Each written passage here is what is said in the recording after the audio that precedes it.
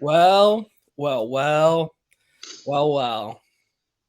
Unfortunately, this is episode 17 of Going the JC route. I'm JC. That's the Birdman. Our third wheel is still third wheeling elsewhere.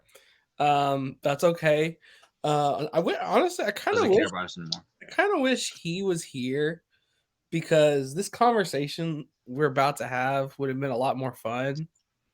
But With him? man, people can see the title. I feel like that should be sad music playing behind us. Like really just we're pretty close. The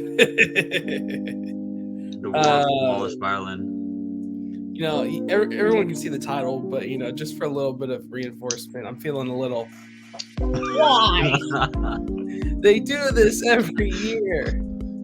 Why? Feeling a lot like Sid the Sloth right about now. Yeah. Which to everybody in the country outside of being a Cowboys fan is delightful. Well, and unfortunately, being America's team, people will debate that to the end of time. If you can't, for those that are listening, if you can't tell already, we're talking about the Cowboys losing this weekend. And unfortunately, being like I was saying, is being America's team, people will debate that. We get put in the funny position of you either hate us or you love us. There's not really any indifference in the middle from what it seems. And so we got a nice tasty dose of the Cowboys letting us down again for the 28th year in a row. Actually, I'll correct you. It wasn't the Cowboys. It was the offense that let you down. The defense played outstanding. I mean, you allow a team to score 19 points, and by that, and on top of that, that's a pretty good offense. I think that's got pretty talented weapons, and you kept them to 19 points. You were supposed to win that game, and on top of that, those 19 points, 6 of those were caused by turnovers by the offense. You hold an offense with that many weapons and their kind of efficiency to under 20 points in a playoff game, you're doing really well for yourself. Yep. The unfortunate piece of that is all sides of the ball have to hold up their end of the bargain. And unfortunately, we got about 1.5 sides on Sunday because before we get to the offense, we've got to talk about the most interesting man in football these days, Mr. Brett Maher. He didn't. He missed a game. No, and I brought this point up when we chatted on Sunday, and it was as much as this has been annoying, missing 5 extra points across the span of 2 playoff games. The fact of the matter is none of those points would have changed the result regardless. No, none of this was his fault. And then, to add on to it, he came back afterwards and made 2 field goals. So that helps.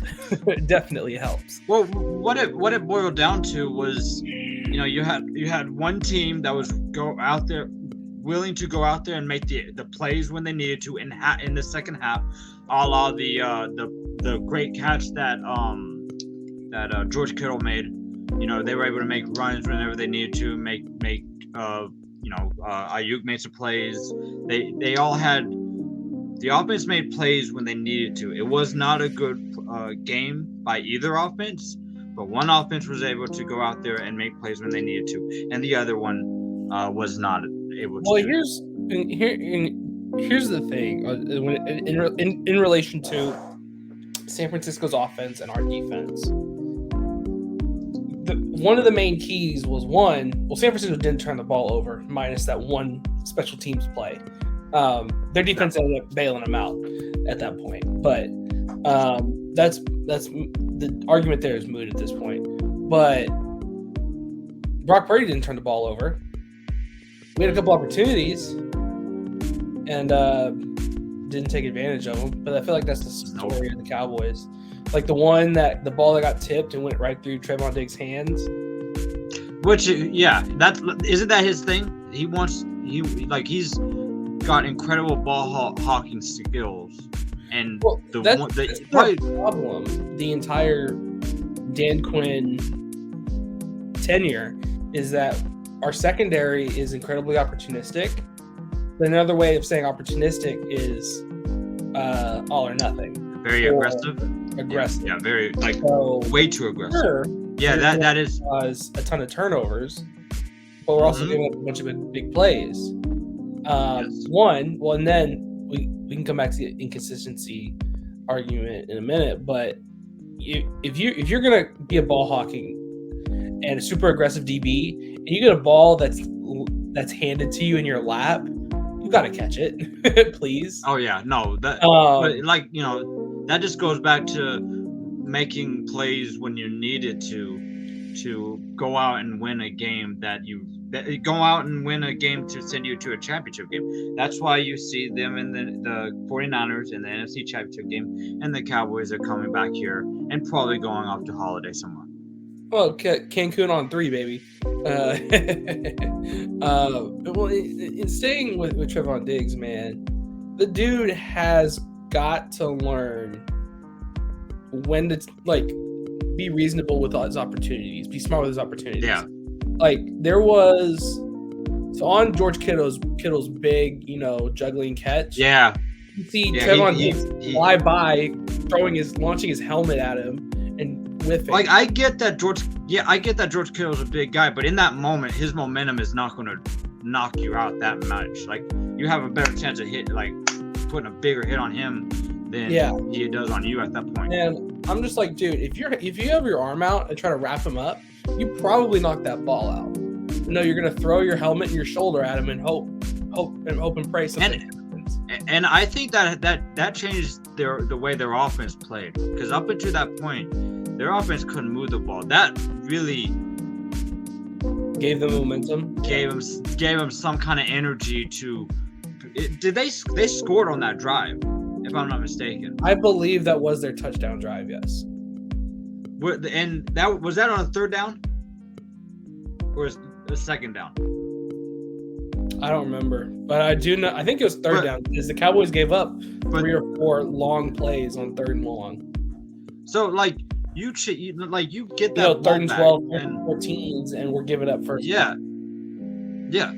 That changed the entire complexion of the game. It was probably either, if it wasn't a second down, it was definitely about to be a 3rd and long. And they were about to bring the house, and decent chance that you punt. Not with this defense, you never know.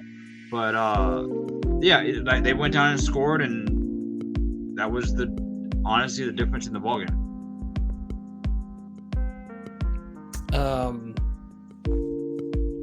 That and the inconsistencies within our offense. This is one of those games that's difficult, because more often, I would consider myself a Dak supporter. I believe in Dak, but watching games and replays of games like this, really had me scratch my head, because he'll go out and have a game like he did last week against Tampa Bay,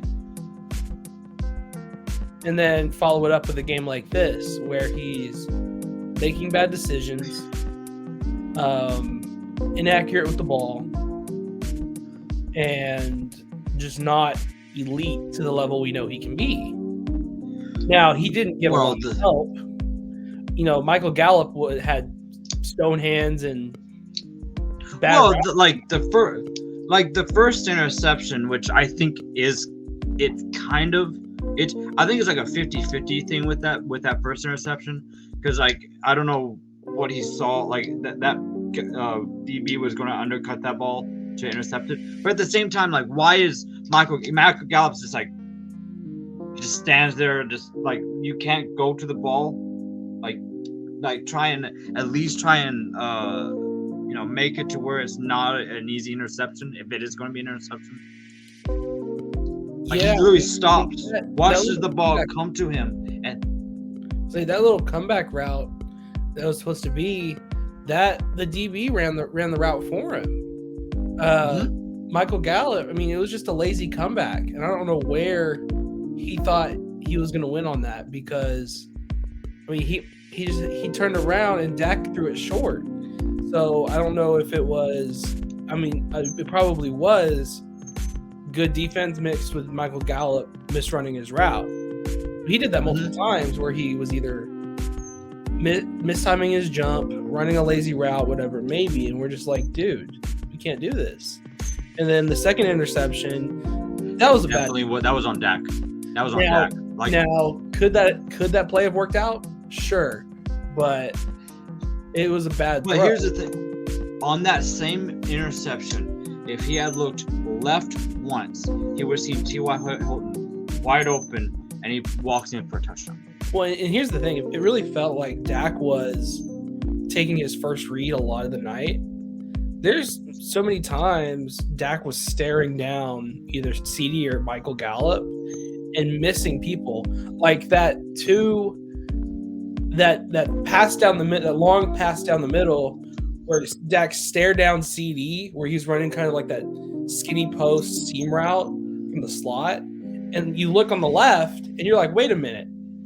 T.Y. Hilton's running the same route mirrored, and he is wide the fuck open. Oh, are you talking about on that pick? Is it the No, pick? this is a completely different play. CD's running CD's in the slot. Oh, wait, yeah, no. I know what you're talking about. I know what you're talking about. So he's running, and then he's got like two, like there were two defense, like that play. CD's double covered, and you look to the left.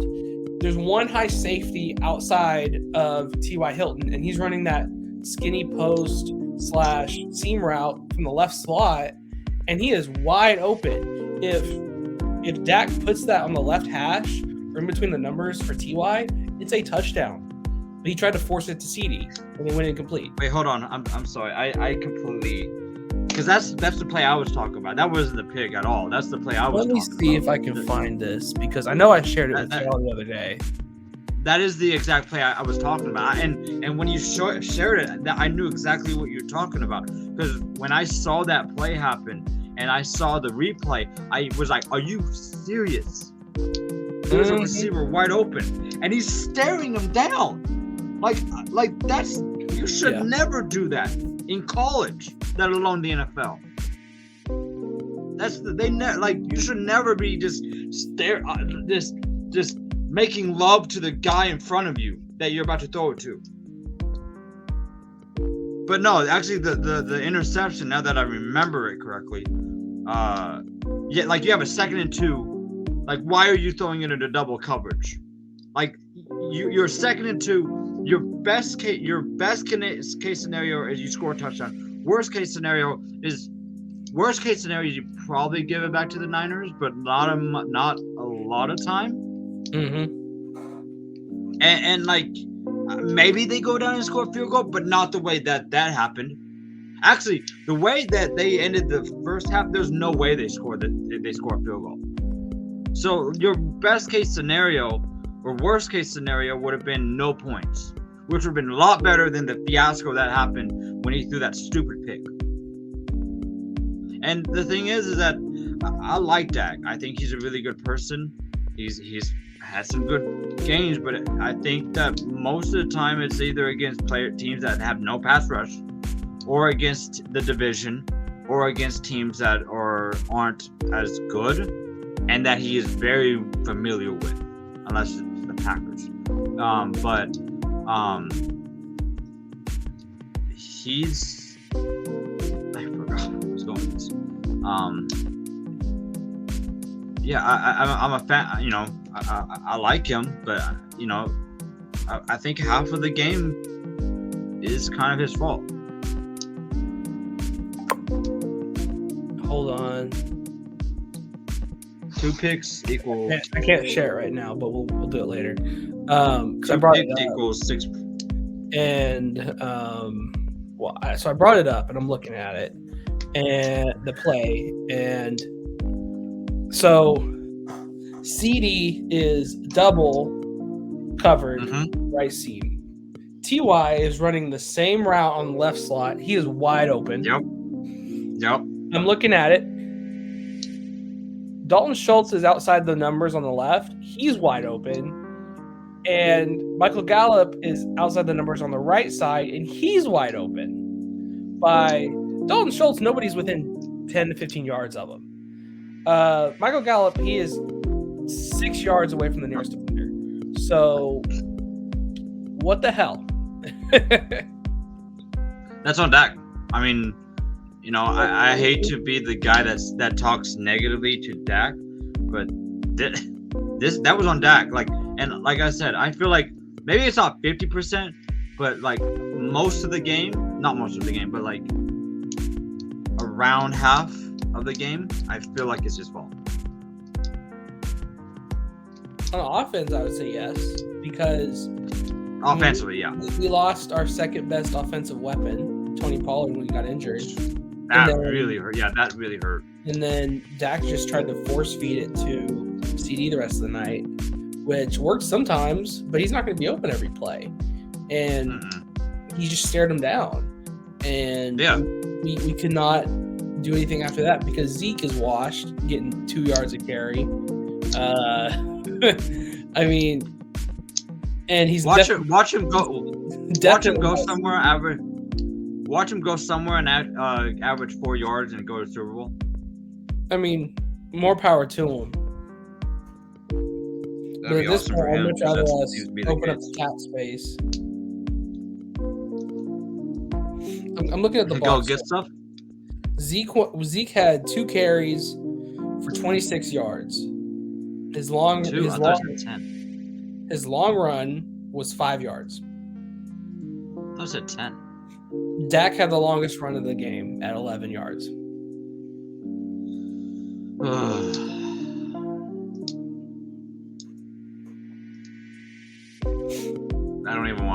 didn't even want to look at this. This is just irritating. TD had 10 for 117.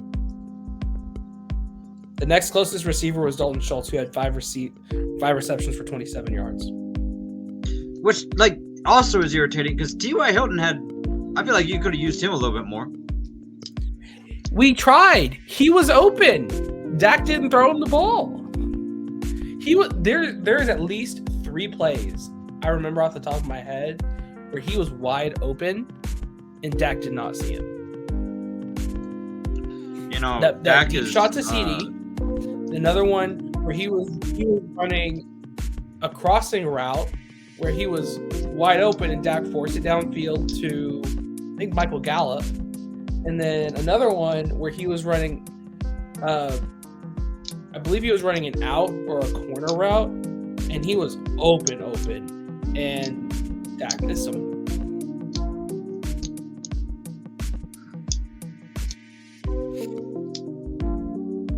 And it's frustrating because I really like T.Y. Hilton, but and he was really, really good. He ran awesome routes. He made awesome catches in games we needed him to. He was a better signing than OBJ for sure. 100%. But it's unfortunate we weren't able to utilize him to the ultimate capacity. Because I'll tell you what, if we had a quarterback that was poised and settled, T.Y. Hilton probably has 4 or 5 catches for 80 to 100 yards and a touchdown. But guess what? That's just the case, is that you just have a quarterback that just gets rattled way too easily. It takes almost nothing to rattle him. He's an inferior quarterback. Here's the thing. My frustration isn't necessarily with Dak. It was this game because it's clear that didn't really work. My frustration's with the franchise in the sense that there's no consistency. It's been like this for years now. Manager and the owner? Top down. The owner, general manager, which is the same person. Yes. Leadership. That's the problem. Coaching. Because it's been like this for years where it's like Some years, we've got a good offense but a bad defense. Other years, we've got a decent defense but our offense sucks. This year, we've got good both, but they are never on the page at the same time. Last week against Tampa Bay, that was a case where we had both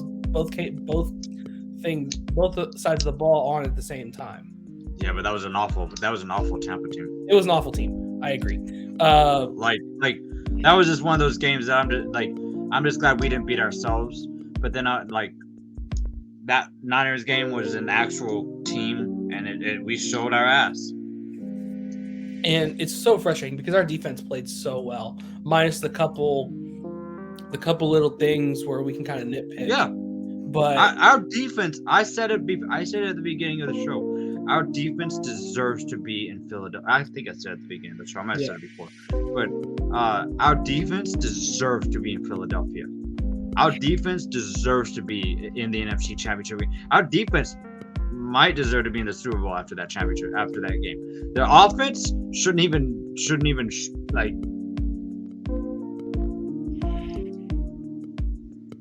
might be. They shouldn't show back up. You know what's crazy? What? Our defense this year was a 13-3, 14-3 defense. Our offense this year is a 9-8 offense. Yep. And that is purely from the fact that's not because it was a mediocre offense. That comes from the fact that it was an awesome offense that played half the time. Because if the Cowboys offense played to its ability every single week, we win almost every game this year. But because they take weeks off and aren't able to, I don't even know if it's scheming for the each team each week. But it's. I think it's a little bit of come into weeks. There's just nothing working, and I'm just like, what happened? Did you not practice right? Did you not sleep good? Were you lazy? What happened? Because we can see what you can beat. Why doesn't that show out every single week? Now I understand teams and matchups each week are going to change the game, right? But you're in the NFL, right? You've got to be able to scheme for certain things. You've got to be able to make adjustments and come in prepared. When half the weeks this year, it was pretty apparent our offense didn't look prepared. Our defense was prepared more often than not. Yeah, because I'm going to be really sad when Dan Quinn leaves this year. Yeah. Although I was. Is that a fair No, I was. No. What, is it likely at this 90, point? Hell yeah. It's about 90-95%. I mean, he's got about last year it was a surefire. It looked like a surefire thing he was going to Denver until it wasn't. A much better chance than last year for him to leave, but you wasted an opportunity with the best defensive coordinator you've had in a very long time by having offenses that just didn't show up whenever it needed to. Like last year when they were off to an incredible start, the second half of the season, offense couldn't be found. This year against the Buccaneers, offense was fantastic. Defense looked really good. Not a game that I really count. But then you show up against the 49ers, offense is nowhere to be found. Defense played outstanding. And it's probably going to be the same case wherever Dan Quinn goes. And he's probably going to end up winning a Super Bowl. He probably should have won a Super Bowl with Falcons. He should have won a Super Bowl in Atlanta. But Tom Brady, his offensive coordinator. And that. Man. He's got what? At least 2 teams, maybe 3 that are trying to get him a second interview. I know at least the Broncos are interviewing him. Let's see. From what I heard, he's already gotten a second interview from Arizona. That was the third team. That was the third team I was thinking of. Arizona, Denver, and Indianapolis were the 3 teams that are like. You just gotta hope that they just get other guys, but because Sean Payton's out there, D'Amico Ryan's probably. I would love to see D'Amico Ryans get a job. Same with Sean Payton. And honestly, same with Dan Quinn. Thing is, Dan Quinn would probably work pretty well in Denver. Yeah. Because, well, I mean, I'd say that. I don't like the fact that they don't have any draft picks this year. I'd almost give them. I feel like you'd almost have to go offensive minded. That's what I'm saying, because in Denver, they've got a lot of the defensive pieces in place. Yeah. Patrick Surtain. Is Bradley Chubb still there? I think so. He's familiar with Randy Gregory. I mean, that defense was great. Yeah. You want to talk about a defense that deserves to be in the playoffs? That's a defense that deserves to be in the playoffs. Well, here's the thing. The offense. Russell Wilson just did not vibe with Nathaniel Hackett. He just didn't. No. Because we saw once he left, Well, Russell Wilson was normal again. Normal-ish. You could see that from the very beginning. That was just a weird. So that's the thing is if Dan Quinn can go into Denver and keep his defensive pieces, and then get an offensive coordinator that Russ can vibe with, and get him an extra couple offensive pieces, get him a running back, get him another receiver, they'll be in pretty good shape because their offensive line is pretty good as well. Indianapolis would be interesting because they've got a good offensive line. Their defense is solid. They need a quarterback, and they've got a top 3 pick. So you take Dan Quinn to Indianapolis and let them draft C.J. Stroud or whoever. Yeah. Yeah. Because that's the thing. Bears have number 1 overall pick, and they don't need a quarterback. So unless they trade out, they're going to take, Jalen Carter or something, Will Anderson, and then you've got Houston, and Houston needs a job too, but he's not interviewing in Houston. I wouldn't bother. That's a dumpster fire of a franchise. If I was Bryce Young and CJ Stroud, I would be pissed. Well, you could always put the Eli Manning or the John Elway. I'm not playing there. Yeah, I'm not going there. Because that's just a dumpster fire of a freaking franchise. And and Houston's gonna get one quarterback, and Indianapolis is gonna get the other. So that'll be fun. Arizona is interesting because their offense has been pretty good since they had Cliff Kingsbury. I wish Kyler was more consistent. But they just need an offensive line, and they need more talent on defense, which that shouldn't be hard to acquire.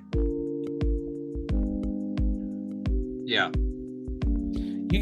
That's been the problem for Kyler Murray in his first few years is hasn't had an offensive line. Yeah, you can only run around so much. It'll just be upsetting to see Dan Quinn. Honestly, as much as I hate to say it, if Dan Quinn leaves, I'd much rather either Mike McCarthy go as well, or just blow up the offense as well. Kellen Moore's gone. I think the thing with Kellen Moore, a lot of people criticize him. I think he's got potential to be really good as an offensive coordinator. I do too. He's just very. He's very young. You give him 5, 6, 7 years or something like that, and I think he's gonna be very good in the league. But right now, yeah, like you just said, right now he's an inconsistent play caller. Like some days it just flows. It's super frustrating because there's times when you're like, okay, that was freaking brilliant. And there's other times where it's like, why are you being so damn predictable? You're running with first down. You're going to run it on second down, and you're going to have a long third down where you have to pass it. Punt. Congratulations. Some days, some days you look like Tampa, and where it just flows and everything looks nice, and then some days you look like San Francisco, where you have Zeke as a center and everybody else is out that way. The Cowboys should have looked at that Indianapolis play from years ago and said, yeah, that's not going to work. Let's not do that. Like, I understand wanting to have all of your most athletic playmakers on the field at the same time. But, dude, put an actual center there. Put an actual offensive lineman there. Somebody that's not going to get bulldozed one-on-one. Honestly, like you just one guy. You can have the rest of your 9 guys off to the side. Why does it have to be the running back? And of course, Zeke isn't that much more electric as he was anyway. Like you're not gaining much by having him out there over the center. Should have used Malik Davis, or like not in that situation. You should have just used Malik Davis more. Malik Davis was on the field for that play. Okay, but like I'm not even talking. Like screw that play. I'm not even like they should have used him more. Period. Yeah, I agree. Like you know, because I feel like he could have given them a little bit of trouble. But what do I know? We wouldn't get to find out anyway. They're sitting at home. I'm sitting at home too, and I wish I was sitting in Cancun like half the Cowboys right now. Yeah, honestly. Or in Cabo like Stephon Diggs is. Man. now another off season of pain. Yeah, so do the Bills. Which is frustrating because I'm a Cowboys fan. I'll be honest. Grew up in Dallas. I'm a Cowboys fan, right? It's hard for me to support any other team in the league, but the Bills are one of those teams I'd like to see win. I just feel bad for them, honestly. Like, I think Josh Allen's a great quarterback, and this was I called it. I thought it was going to be the year. I picked them and the Niners, and they got. And on top of that, you had all the things. It was written in stone. It was written in the stars that this whole Damar Hamlin thing. You had a broadcaster. What was it? Have a stroke or something had a stroke. Then you had all the changes with the snow and all that. It was supposed to be their year, and they got obliterated by the Bengals. They just can't seem to get any luck. Did you see that? Did you see that pregame clip of Joe Burrow throwing that warm-up pass and he spins around? But he is so. You can't see that and say You can't see that and say, yeah, the Bengals are losing today. He's the new Joe Cool. He's flawed. Like he's a stone cold assassin, honestly. And then Jamar Chase on his touchdown pass, that step back on the gritty. Oh, we're about to see. The Bengals are going to win a championship here pretty soon. They should probably win it this year. Well, honestly, I feel like it's going to be one of the NFC teams this year. They're just both so because bad. of the. Well, so here's the thing: the Eagles are well balanced. Their front seven is disgusting, and then they've got Darius Slay and James Bradbury on the back end. Their offense is pretty good. 49ers, as long as Brock Purdy doesn't act like a rookie like he's managed to do so far, they're going to be in it. Now that we're on that. The Chiefs are the Chiefs. Like, their offense is spectacular and their defense is solid enough. And the Bengals, their offense is really fun and their defense is also really solid. That's why all these 4 teams are here, because they're really, really well-rounded. Okay, with that in mind, since we're talking about those 2 games, predictions? I don't know about score predictions, but like who is playing in the Super Bowl in 2 weeks? 2 weeks from Sunday, or what? Yeah.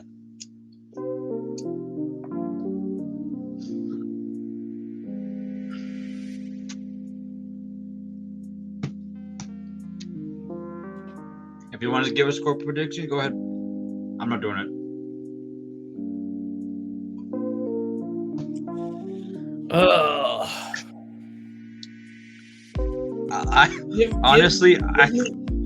Give me Eagles Bengals. Honestly, I would love to see the Cowboys there, but this is going to be. I feel like these two games would be really fun to watch.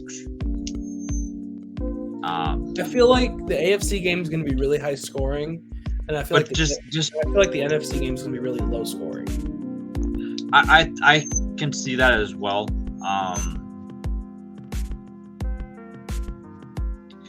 Yeah, I think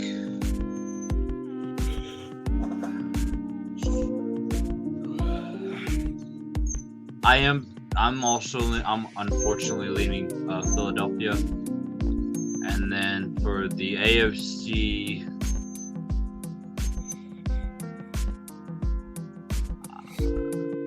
I'm going to take a slight lean on Kansas City. I'm sure they want to get revenge for last year. So Kansas City. Arrowhead in January is never a fun place to play. I just feel like right now the Bengals are the better team. I do. Yeah. It could be the case, but you know, as we've seen a lot of times, the better team does not always win. True. So, also, I'll take back what I said. It depends on what kind of Patrick Mahomes we see. That's another reason why I picked the Bengals is that I completely forgot about that scenario. He's going to play. That's a fact. But yeah, but is he playing like he was before that injury or after? Well, here's the thing. He's not going to be 100%. He's going to play, but he's not going to be 100%. But the question is he 40% or is he 80%? If he's closer to 80, they'll be fine. If he's playing 40 or 50%, then this may get out of hand. Okay, this makes it a lot harder then, because 100% Patrick Mahomes, I'm picking Kansas City. 80% Patrick Mahomes, I'm still leaning Kansas City. But the fact that you don't even know how injured he is, yeah, I think I'd take Cincinnati just because of the unknown factor with Patrick Mahomes.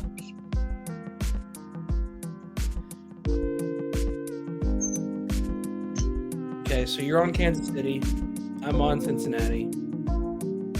We're both on Philly. Mm-hmm. And I'm on Philly. I guess I'll stay. I'm on Philly because, and honestly, the more I think about it, I'm tempted to switch to San Francisco. That's right. No, that's literally what I was thinking about doing with the Bengals and the Chiefs, because like you, when you bring in the Mahomes scenario, it's easier to pick the Bengals. And oh crap, no. You know what? I have to pick the 49ers because that's the team I picked to go to the Super Bowl. Yeah. Also, the reason I picked the Eagles is because they're healthy and they're at home. My thing is, well, and so if I'm going through it, there's not many positions that the 49ers, like if we went position group by position group, there's not many positions that the 49ers win. Like quarterback, it goes to the Eagles. They're both good. Yep. Giving that to Jalen Hurts over Brock Purdy. Running back, I'll give that to the 49ers because I don't like Miles Sanders or Boston Scott or whoever the hell they have. You got Christian McCaffrey. Not very many people are beating that. And then offensive line is the Eagles.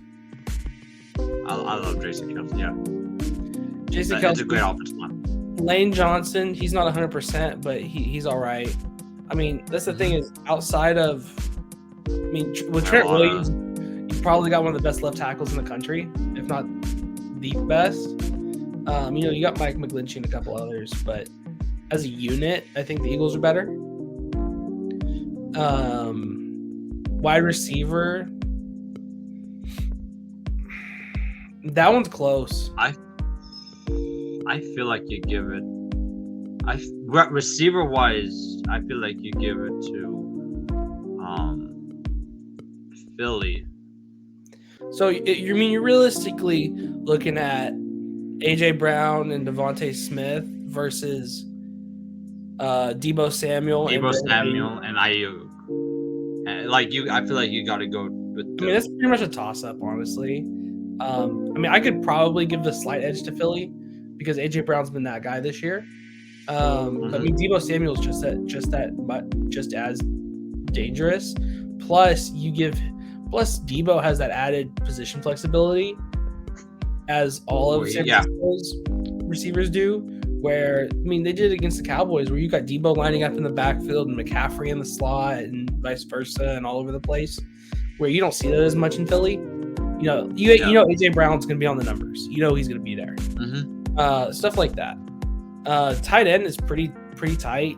Goddard is good, but against Kittle, they're both. I feel like Kittle's like it's like this.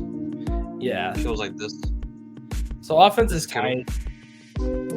Defense, defensive line, I'd give it to Philly. Linebackers, I'd probably give it to San Francisco. And the secondary, I'd probably give it to Philly. I feel like San Francisco's second.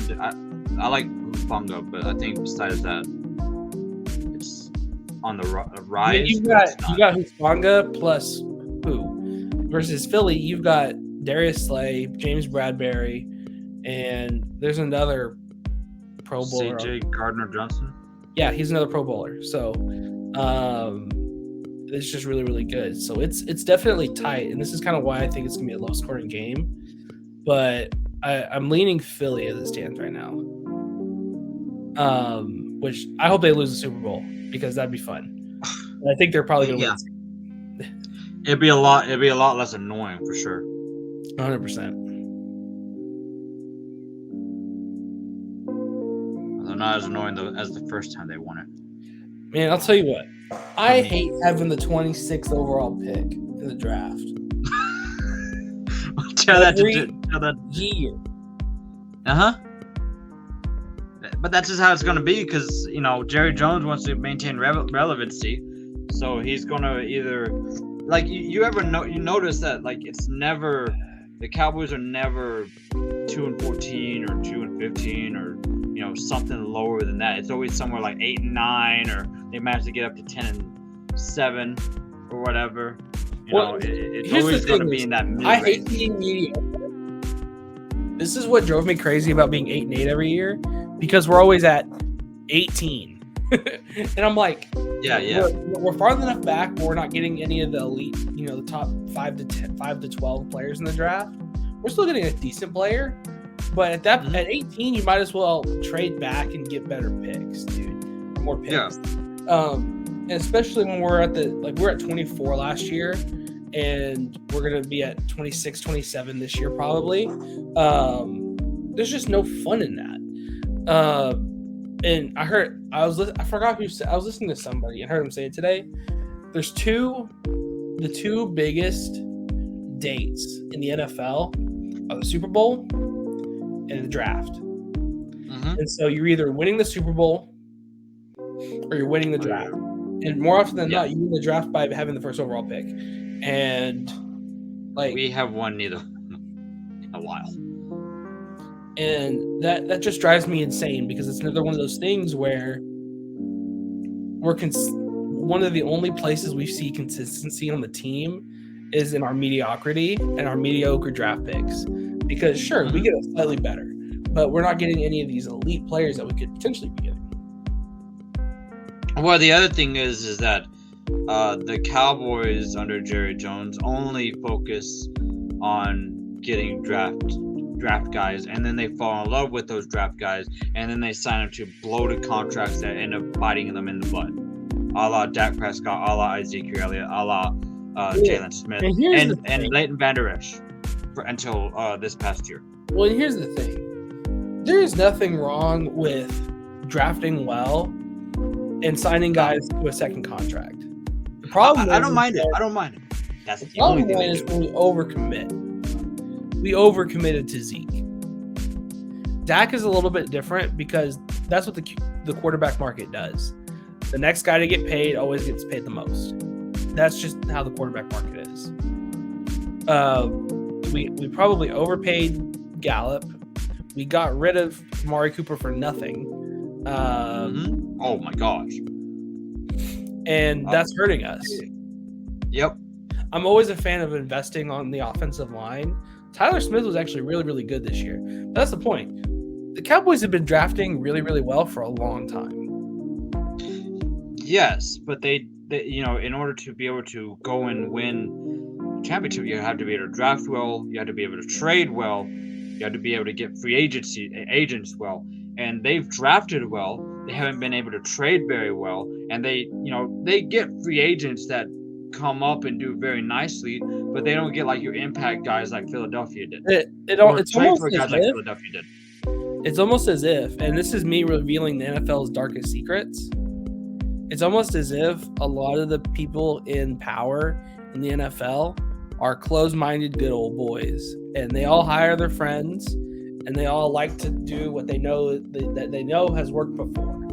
And the places that are successful the most today in the NFL are the places that say, "Hey, let's go get this young, innovative guy that thinks differently, that's more open-minded." Mm-hmm. And those are the ones that succeed, right?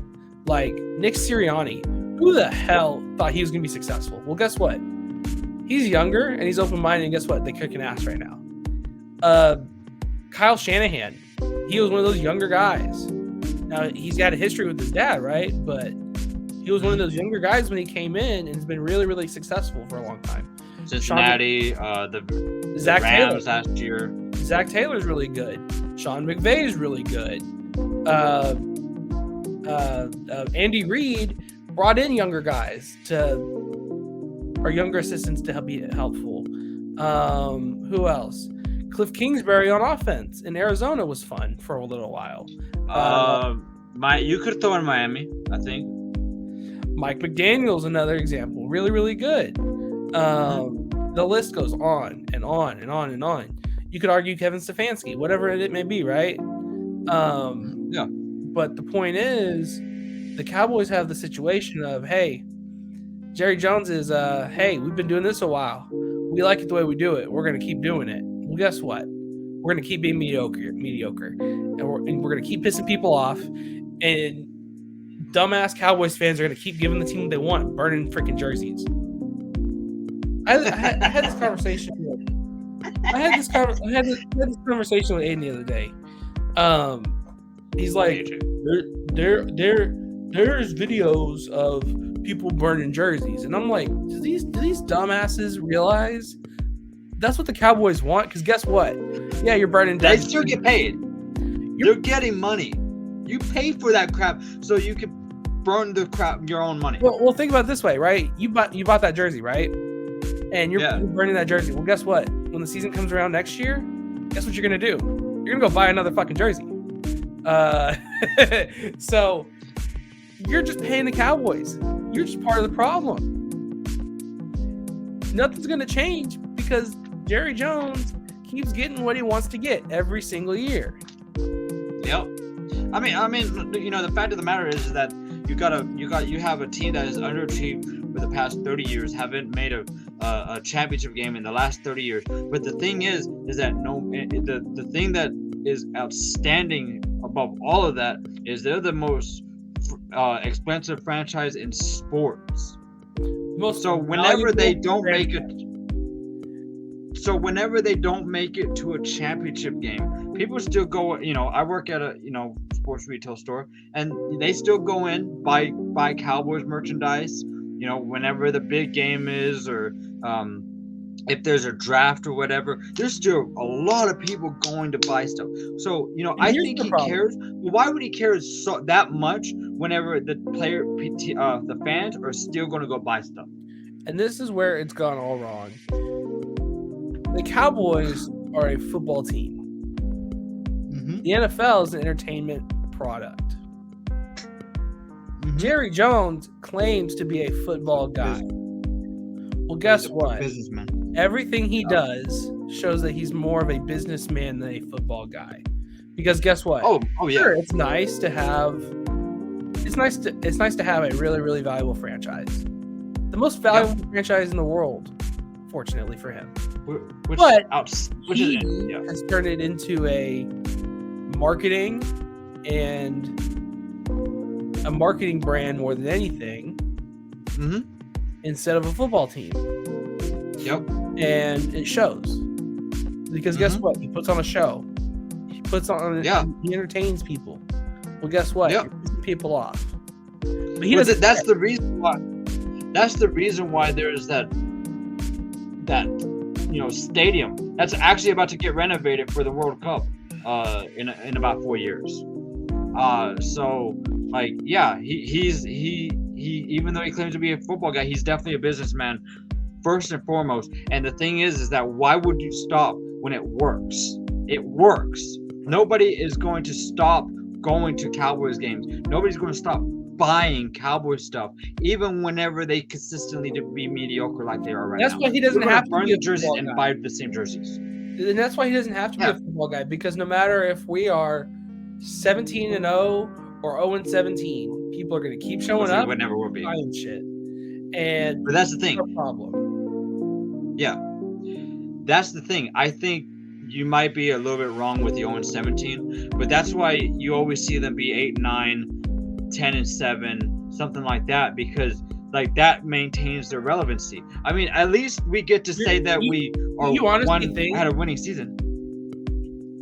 You honestly think even if the Cowboys are 0-17, people aren't going to start showing up?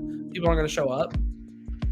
I think if you do it, the Cowboys fan base is delusional enough that even if they were 0-17, they would still show up. That's a fact. If they did it consecutively, they'll keep saying next year's our year. What if they did it consecutive years? There has to come a time where Cowboys fans are like, I'm done with this. I think I find it hard to believe. Even a couple really bad years, sure, people would be frustrated and mad, but I believe it's a big enough brand that people will still show up, because guess what? It's expensive as shit to go to a Cowboy game. And guess what? Even if we're bad for 2 years, right? You know what that's going to do, right? Tickets will be cheaper, but guess what?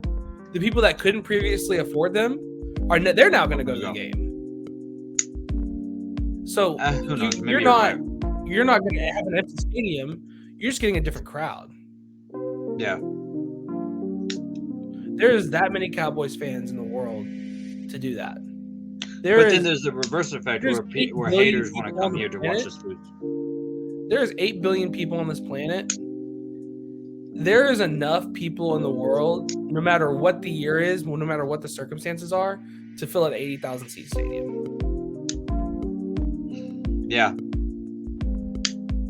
And especially a stadium that is the wealthiest franchise in the world. That's just a fact. So until something changes, and we can say it every freaking year, until something changes, and likely that means Jerry Jones going away, nothing's going to change. You'd almost have to, because he's going to keep promoting the entertainment product, and he's going to keep hiring his good old boys to do things the way he wants to do them. And that has to be one of the most frustrating things. Yeah, he's got yes men. I mean, that's why Jimmy Johnson wasn't here for a long time, and that's why you can't seem to get an actual coach that wants to come here and actually win, because it's got to be his way. And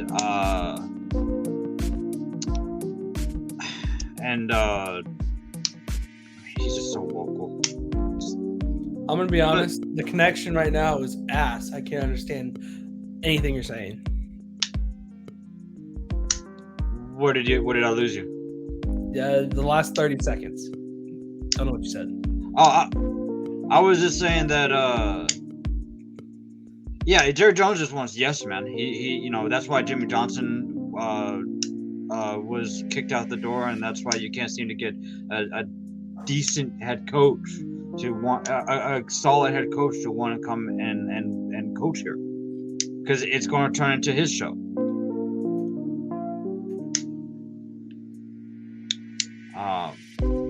And that's one of the reasons why I don't think Sean Payton would coach for the Cowboys. Because I honestly think, even though him and Jerry Jones are good friends, I don't think Sean Payton would be given the freedom to coach the way he wants to coach.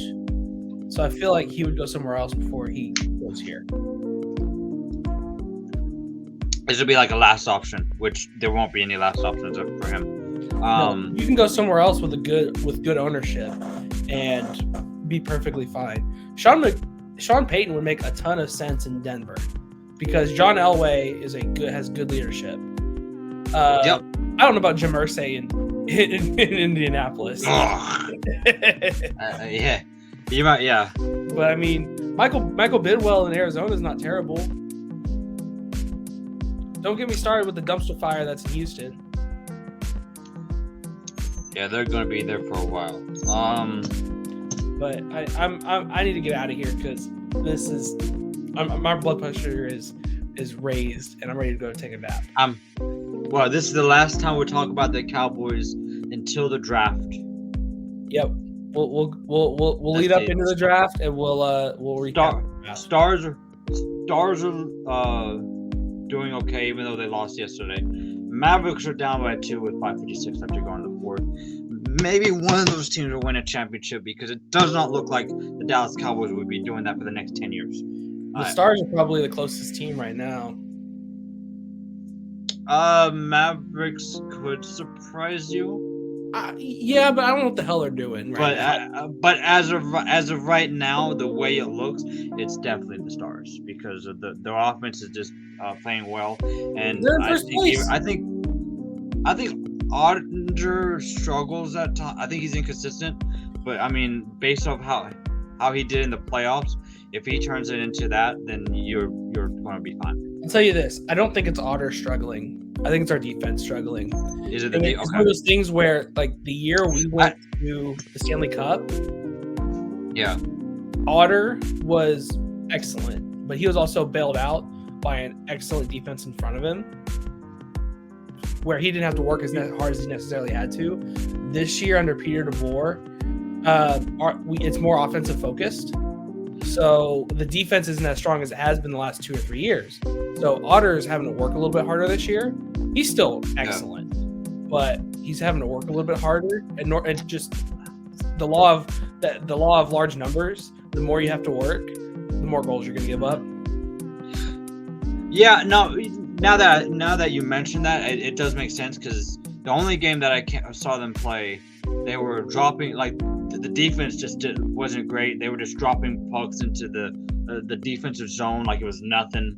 Like there were several chances. I forget who we played, but there were several chances for the other team to just make plays whenever they needed to unnecessarily, and that does make sense. But if they can just fix that up, then they definitely have the best chance because the Mavericks right now, it just feels like it's Luka and then a bunch of other guys.